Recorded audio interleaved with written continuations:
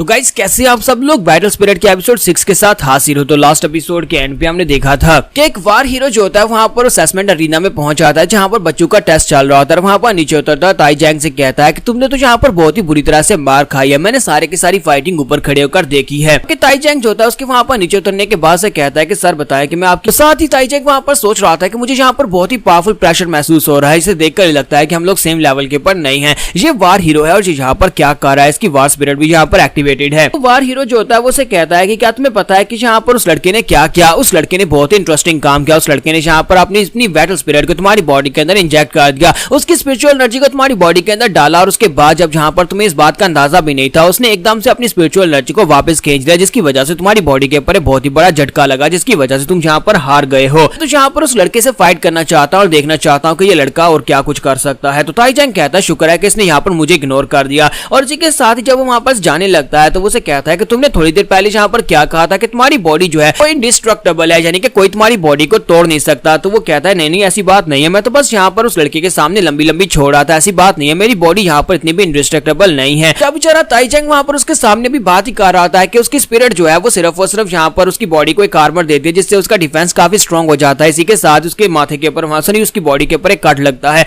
और उसका सर जो होता है दो हिस्सों में वहां पर कट जाता है, क्योंकि दूसरी तरफ से उस लड़के ने यानी वार हीरो ने वहां पर अपनी जो स्पिरिट होती है उसकी तलवार को यूज करते हुए उसके ऊपर एक स्लैश लगाई होती है। तो वो उस लड़के को यानी ताई जैंग को वहीं पर उसकी बॉडी को काट देता है और कहता है कि मुझे तो लगा था कि तुम्हारा आर्मर काफी ज्यादा टफ होगा, लेकिन ये तो बहुत ज्यादा कमजोर निकला, तुम्हारे तो यहाँ पर टुकड़े टुकड़े हो गए हैं। उसको मारने के बाद वो वहां पर से अब आगे बढ़ता है रोक के पीछे ताकि वो जाकर रोक को पकड़ सके। और यहीं पर मिस्टर गाओ को इन्फॉर्मेशन मिलती है कि यहाँ पर रीना में एक लड़के की मौत हो गई है। तो वहां पर उस इन्फॉर्मेशन को लेने के बाद वो डायरेक्टर से कहता है कि डायरेक्टर सर मुझे लगता है कि आपको खुद वहां पर चलना चाहिए, इस टेस्ट के दौरान एक लड़के की मौत हो गई है। तो डायरेक्टर उसे कहता है कि तुम्हें क्या लगता है कि ये सब कुछ किसने किया है। तो वो कहता है कि यहाँ पर एक वार हीरो फिर रहा है। तो वो कहता है कि मुझे लगा ही था कि वो कमीना यहाँ पर जरूर आएगा, वो हर बार ऐसे ही करता है। तो इसी के साथ ही मिस्टर गाओ से कहते हैं लेकिन शायद आपने मेरी बात को ध्यान से सुना नहीं, उसने एक डिसाइपल को मार दिया है। उसने किसी ऐसे वैसे बंदे को नहीं मारा, उसने एक जायंट ताई जैंग को मारा है जो कि क्लास ए के क्रिमिनल का बेटा है और आपको यहाँ पर इस बात को सीरियसली लेने की जरूरत है। तो ये बात सुनते ही प्रेसिडेंट जो होता है वो कहता है क्या क्लास ए के हीरो का बेटा, उसने यहाँ पर कमीने ने क्या कर दिया। और इसी के साथ उठकर खड़ा हो जाता है, कहता है मुझे लगता है मुझे खुद यहाँ पर से जाना पड़ेगा।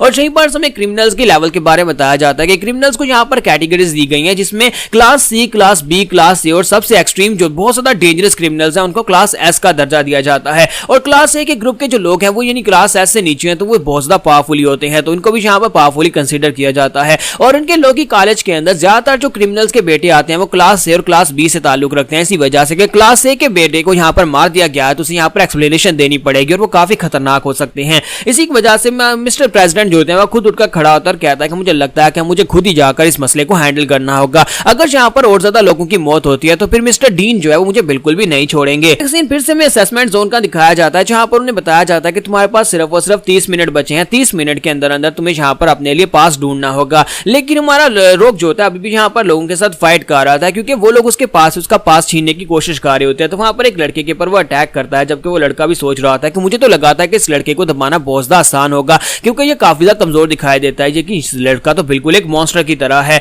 तो इसी के साथ ही हमारा रोक जो होता है उसे फाइनली एक पंच मारता है उसके पेट में और इस पंच के साथ ही वो उसे कहता है कि तुम्हें यहाँ पर डिस्ट्रैक्ट नहीं होना चाहिए, तुम्हें फाइट के ऊपर ध्यान देना चाहिए। और उसी पंच के साथ उस लड़के से मुंह से ब्लड बहता है और वो वहीं पर ग्राउंड के ऊपर गिरकर बेहोश हो जाता है। तुम्हारा रोक कहता है कि ये चौथा लड़का है जिसको मैंने यहाँ पर बुरी तरह से पीटा है, लगता है कि यहाँ पर क्रॉस बहुत ज्यादा कम है जिसकी वजह से ये सभी लोग पास होने के लिए दूसरों के पास इसको छीनने की कोशिश कर रहे हैं। तो इसी के साथ ही हमारा रोक वहां पर सोच रहा था कि मैंने यहाँ पर अपनी वार स्पिरिट को एक्टिवेट करना तो नहीं सीखा, लेकिन मैं अपनी वार स्पिरिट की पावर को यहाँ पर यूज कर सकता हूँ, उसकी स्पिरिचुअल एनर्जी को यहाँ पर अपनी बॉडी के साथ इन्फ्यूज करके यूज कर पाता हूँ। क्योंकि मेरे डैड ने बचपन में मुझसे ये कहा था, मेरे डैड ने कहा था कि हम लोग अपनी वार स्पिरिट को डिफरेंट तरीके से यूज कर सकते हैं, जरूरी नहीं है कि वार स्पिरिट को यहाँ पर फिजिकली रिलीज किया जाए तभी यहाँ पर वो अपनी पावर्स दिखाए। रोक कहता है कि मेरे डैड की ये बात जो है ये कम से कम मेरी जिंदगी में काम आ रही है, इसके अलावा तो मेरे डैड ने मेरी जिंदगी को कांटों से भर दिया है। तो जब वो वहां पर फिनिक्स के बारे में सोचता और कहता है कि मिस्टर फिनिक्स ने यहाँ पर मेरे आने का बंदोबस्त किया जिसकी वजह से मैं बहुत ज्यादा खुश हूँ कि मैं यहाँ पर इस जगह को ज्वाइन कर पाया हूँ। मिस्टर फिनिक्स भी मेरे डैड की तरह ही असैसिनेशन ऑर्गेनाइजेशन में काम करते हैं, लेकिन मिस्टर फिनिक्स की तो बात ही अलग है, मिस्टर फिनिक्स तो मेरे रोल मॉडल हैं।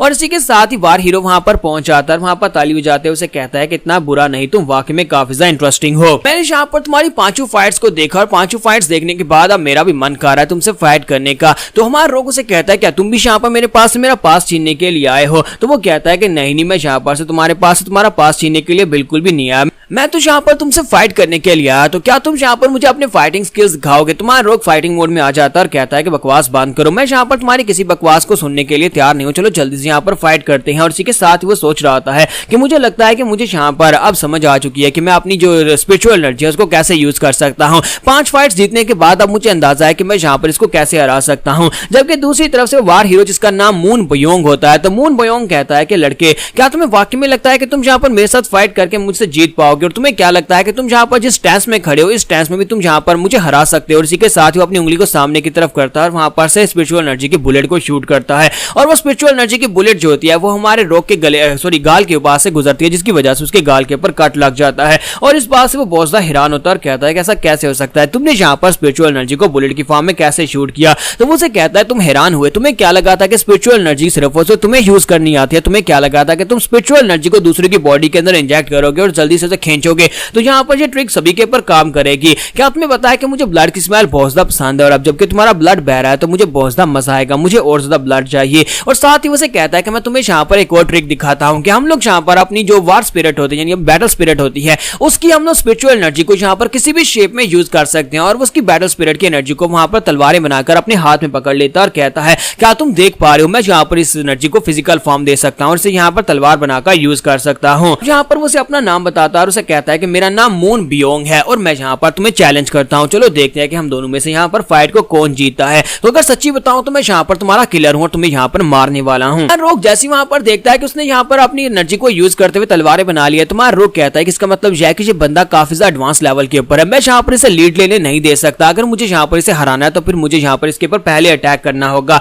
मैं यहाँ पर अपनी स्पिरिचुअल बॉडी को एक्टिवेट नहीं कर सकता, अपनी वार स्पिरिट यानी बैटल स्पिरिट को एक्टिवेट नहीं कर सकता, तो मैं उसकी स्पिरिचुअल एनर्जी को अपनी बॉडी के साथ कवर कर लेता हूं, उसकी स्पिरिचुअल एनर्जी के साथ अपनी बॉडी को कवर कर लेता हूं कि मैं यहाँ पर इसकी स्पिरिचुअल एनर्जी के ब्लेड के स्लैशेस से अपने आप को बचा सकूं, और मुझे यहाँ पर इसका कोई ना कोई फ्लॉ ढूंढना होगा, मुझे इसकी कमजोरी ढूंढनी होगी। तो मून बियोंग उसे कहता है कि लड़के तुम काफी ज्यादा इंटरेस्टिंग हो, तुमने कम से कम यहाँ पर ये तो सोचा कि अगर तुम अपनी स्पिरिचुअल एनर्जी से अपनी बॉडी को कवर कर लोगे तो तुम मेरी स्लैशेस से बच जाओगे, लेकिन अफसोस कि तुम्हें यहाँ पर अभी तक इसको ठीक तरह से यूज करना नहीं आता, और तुम्हें यह भी अंदाजा नहीं है कि सामने वाले ओपोनेंट ने कितनी ज्यादा स्ट्रेंथ को यूज करना है और तुम्हें कितनी ज्यादा स्पिरिचुअल पावर के साथ अपनी बॉडी को कवर करना है। अब मैं तुम्हें कुछ दिखाता हूँ, और इसी के साथ ही वो अपनी तलवार को सामने की तरफ फेंकता है और उसकी तलवार जो होती है बड़ी तेजी के साथ उड़ती हुई हमारे रोग की बॉडी के आर पार हो जाती है, क्योंकि हमारे रोग की बॉडी के ऊपर जो स्पिरिचुअल एनर्जी की शील्ड होती है वो उसको बिल्कुल भी रोक नहीं पाती, और हमारा रोग जो होता है बुरी तरह जख्मी हो जाता है, उसके मुंह से ब्लड निकलना शुरू हो जाता है और साथ उसके एब्डोमेन वहां पर बुरी तरह से पियर्स होती है। तो मून बियोंग उसे कहता है कि अब तुम्हें यहाँ पर समझ आई कि तुम्हारी स्पिरिचुअल एनर्जी के साथ तुम चाहे कितना ही पावरफुल बैरियर क्यों ना बना लो, तुम यहाँ पर मेरे कैलिबर के बंदे को बिल्कुल भी नहीं रोक पाओगे। रोग जो होता है वहां पर अपने पेट के ऊपर हाथ रख के खड़ा होता है, कहता है कि जो बहुत ज्यादा दर्द कर रहा है, इसका मतलब यह है कि इस बंदे के सामने मेरे जीतने के चांसेस जीरो हैं।